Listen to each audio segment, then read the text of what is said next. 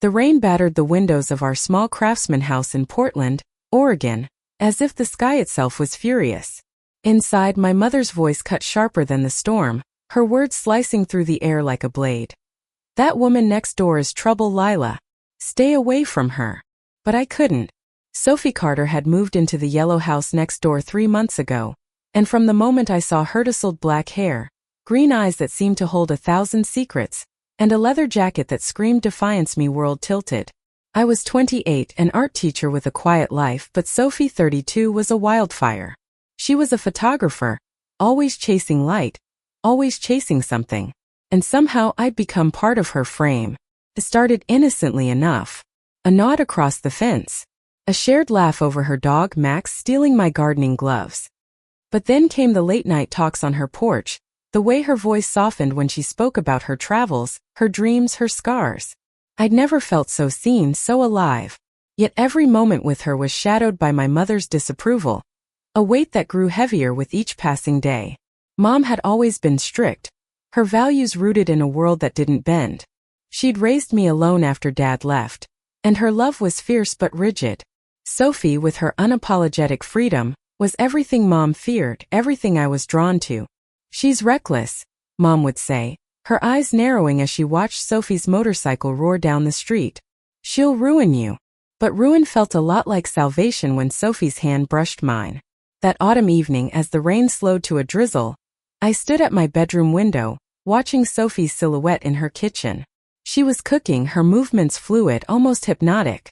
My phone buzzed with a text. "Come over. Made too much pasta." My heart raced. I glanced at Mom's closed bedroom door. The house silent except for the faint hum of the TV. I grabbed my jacket and slipped out, the cool air biting my skin as I crossed the lawn. Sophie's house smelled of garlic and basil, warm and inviting. "You're soaked," she said, her voice low, teasing as she handed me a towel. Her eyes lingered on me, and I felt that familiar pull like gravity, like fate. We sat at her tiny kitchen table, plates of spaghetti between us, and talked about everything and nothing. She told me about her latest project, a series of photos capturing forgotten places, abandoned theaters, crumbling barns, places that held stories no one else saw. "You see beauty where others don't," I said, twirling pasta around my fork, my voice barely above a whisper. She leaned closer, her gaze locking with mine. "I see you, Lila." My breath caught. The world outside her kitchen faded, the rain, my mother's warnings, the weight of expectation. There was only Sophie, her hand resting inches from mine, her eyes daring me to cross a line I'd been tiptoeing around for weeks. But then the doorbell rang, sharp and jarring. Sophie frowned, wiping her hands on a dish towel as she stood. "Who the hell?" she muttered, crossing to the door. I followed, my heart sinking as I saw the familiar figure through the glass. Mom stood on the porch, her coat dripping, her face a storm of its own. "Lila Marie, get home now," she said, her voice trembling with barely contained rage. She didn't look at Sophie, but the venom in her tone was aimed squarely at her. "Mrs. Evans," Sophie started, her voice calm but firm, "Lila's just having dinner. This isn't your business," Mom snapped, her eyes flashing. "You don't belong here, stirring up trouble." The words hit like a slap. I stepped between them, my voice shaking. "Mom, stop. I'm not a kid. I can choose who I spend time with." Her gaze turned to me, wounded, betrayed. "You're choosing her over your own mother?" The question hung in the air, heavy as the rain-soaked night. I didn't answer, not because I didn't know, but because I wasn't ready to face what my answer meant. Sophie's hand brushed my arm, a fleeting touch that steadied me, but Mom saw it. Her expression hardened, and she turned, disappearing into the dark. Back inside, Sophie closed the door, her jaw tight. "I'm sorry," she said, her voice softer now. "I didn't mean to cause this." "It's not your fault," I said, but the words felt hollow. The rift between me and Mom was widening, and Sophie was at the center of it. Yet as I looked at her, her green eyes searching mine, I knew I couldn't walk away. Not from this. Not from her. We sat back down, but the air had shifted. The pasta grew cold as we talked, our voices quieter now, laced with the weight of what had just happened. Sophie reached for my hand, her fingers warm against mine. "You don't have to do this alone," she said. "Whatever happens, I'm here." I wanted to believe her. I wanted to believe that love, whatever this was, could be enough. But as I walked home later, the rain soaking through my jacket, I felt the pull of two worlds tearing me apart. Mom's light was still on, a silent accusation glowing through the window. I stood on our porch, caught between the safety of her rules and the wild, uncharted pull of Sophie's heart. The next morning, the air in our house was thick with tension. Mom didn't speak to me over breakfast, her silence louder than any argument. Her eyes, usually warm, were cold, fixed on her coffee mug as if it held the answers I wasn't giving her. I couldn't stay. I grabbed my sketchbook and headed to the community center where I taught art classes, hoping to lose myself in charcoal and canvas. But Sophie was there too, volunteering to photograph a local exhibit. She wore a black sweater, her camera slung around her neck, and when she saw me, her smile was like sunlight breaking through clouds. "Lila," she called, her voice cutting through the chatter of the room. "Got a second?" I hesitated, glancing around. The community center was a small world, and gossip spread fast in Portland's tight-knit suburbs. But Sophie's presence was magnetic, pulling me toward her despite the risks. We stepped outside, the October air crisp, leaves crunching under our feet. "I couldn't stop thinking about last night," she said, her voice low, urgent. "Your mom. I don't want to come between you two." "You're not." I lied, my throat tight. The truth was, Sophie was a wedge driving deeper into the crack between me and Mom. But I couldn't tell her that. Not when her eyes held so much hope, so much want. She stepped closer, her camera dangling forgotten at her side. "I've been running from things my whole life," she said. "Places, people, expectations. But you. I don't want to run from you." Her words hit me like a wave, warm and overwhelming. I wanted to reach for her, to close the distance between us, but the weight of Mom's disapproval clung to me like damp clothes. "Sophie, I started, but the words caught. What could I say? That I was falling for her? That I was terrified of what that meant? Before I could finish, a familiar voice interrupted. "Lila, what are you doing?" It was Sarah, my best friend since high school, her brow furrowed as she approached. She glanced at Sophie, her expression shifting to something unreadable.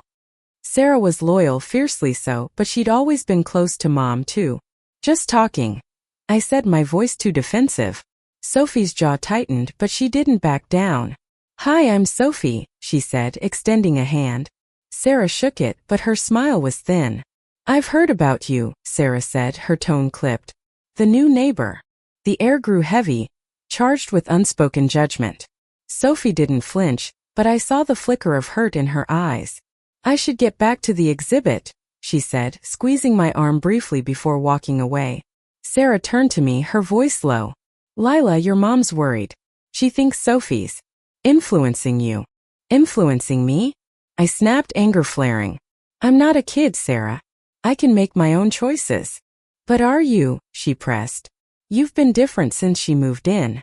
Distant. Secretive." Her words stung because they weren't entirely wrong. I was different. Sophie had awakened something in me, a hunger for more. For a life that wasn't just safe and predictable. But admitting that felt like betraying Mom. Betraying the life she built for us. That night, I found Sophie on her porch, a cigarette glowing faintly in her hand. She rarely smoked, only when she was restless. "Rough day?" I asked, sitting beside her. She exhaled, the smoke curling into the night air. "I've dealt with worse," she said, but her voice was heavy. "Your friend doesn't like me much, does she?" "Sarah's just protective," I said, but the excuse felt weak. "She'll come around." Sophie turned to me, her green eyes searching. "And you? Are you coming around? Or are you still fighting this?" The question was a challenge, one I wasn't ready to answer. Instead, I reached for her hand, my fingers trembling as they intertwined with hers. Her skin was warm, grounding, and for a moment, the world was just us two women on a porch, caught in a fragile, fleeting moment of truth. But the moment shattered when Mom's car pulled into our driveway. Her headlights swept over us, and I yanked my hand away, my heart pounding. Sophie's expression didn't change, but I saw the hurt in her eyes, sharp and raw. "Lila," she said softly, "you can't keep doing this. Hiding. Running." "I'm not running," I said, but my voice wavered. I stood, my legs unsteady, and crossed back to my house, the weight of her words trailing me like a shadow. Inside, Mom was waiting, her arms crossed, her face a mask of disappointment. "We need to talk," she said. The kitchen felt like a battlefield, the air thick with the scent of coffee and unspoken accusations. Mom sat at the table, her hands clasped tightly, her eyes fixed on me. "You're throwing your life away for that woman," she said, her voice low but sharp. "She's not that woman." I shot back, my hands gripping the edge of the counter. "Her name is Sophie and she's important to me." Mom's face crumpled, a mix of anger and pain. "Important? Lila, you don't know her. She's a drifter, a troublemaker. She'll leave you broken." Her words echoed my deepest fears, but they also ignited something fierce in me. "You don't know her either," I said, my voice rising. "You've never even tried." "I don't need to," Mom said, standing now, her chair scraping against the floor. "I see the way she looks at you, the way you look at her. It's not right." The word hit like a punch. Not right. It was the first time she'd said it so plainly, and it cut deeper than I expected. I wanted to scream, to tell her she was wrong, but the truth was I was still grappling with what right meant. All I knew was that Sophie made me feel alive in a way I'd never known. I left the house, the door slamming behind me. Sophie's porch light was on, a beacon in the dark. She opened the door before I could knock, her eyes softening as she saw my face. "You okay?" she asked, pulling me inside. I shook my head, tears burning my eyes. "She thinks you're a mistake," I whispered. "She thinks we're a mistake." Sophie's arms wrapped around me, strong and steady. "You're not a mistake," she said, her voice fierce. "Not to me." Her words broke something in me, and I kissed her. It was sudden, desperate, a collision of fear and longing. Her lips were soft, warm, and for a moment nothing else existed. When we pulled apart, her eyes were bright, her breath uneven. "Lila," she whispered. "I've wanted that for so long." But the weight of Mom's words lingered, a shadow over the warmth of Sophie's touch. We spent the night talking, curled up on her couch, her fingers tracing patterns on my arm. She told me about her past, growing up in a small town where she never fit, leaving home at 18 to find herself, losing people along the way. "I've spent my life running," she said. "But with you I want to stay." Her vulnerability disarmed me.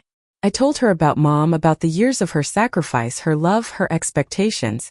"She's all I have," I said. "But she doesn't understand this. She doesn't understand me." Sophie's hand found mine. "She might one day. But you have to choose what makes you happy, Lila. Not her." The next day I tried to talk to Mom again, but she was colder, more distant. She'd found a photo Sophie had given me, a black and white shot of me laughing in the park, my hair catching the sunlight. "You're keeping secrets now?" she asked, holding the photo like evidence. "It's just a picture," I said, but my voice shook. "It's not just a picture," she said. "It's proof you're slipping away." Her words haunted me as I went to work, as I taught my classes, as I avoided Sophie's texts. I wanted to be brave, to choose her, but the fear of losing Mom, of losing the only family I'd ever known, was paralyzing. That evening, Sophie found me at the community center, her camera bag slung over her shoulder. "You're pulling away," she said, her voice steady but laced with hurt. "If you're scared, I get it. But don't shut me out." "I'm not," I said, but the lie tasted bitter. I need time." She nodded, but her eyes were guarded. "Take all the time you need," she said. "But I'm not going anywhere." As she walked away, I felt the ground shift beneath me. I was caught between two truths: my love for Sophie and my loyalty to Mom, and the choice was tearing me apart. Weeks passed, and the distance between me and Mom grew into a chasm. We moved around each other like ghosts, our conversations clipped, our silences heavy. I spent more time with Sophie, stealing moments that felt like stolen breaths: coffee at dawn, drives to the coast, her hand in mine as we watched the waves crash. But every moment with her came with a cost. Sarah stopped calling as often, her texts growing curt. Neighbors whispered when they saw us together, their glances sharp with judgment. And Mom was a wall, unyielding, her disapproval a constant pressure. One night, Sophie took me to an old theater she was photographing, its marquee faded, its seats covered in dust.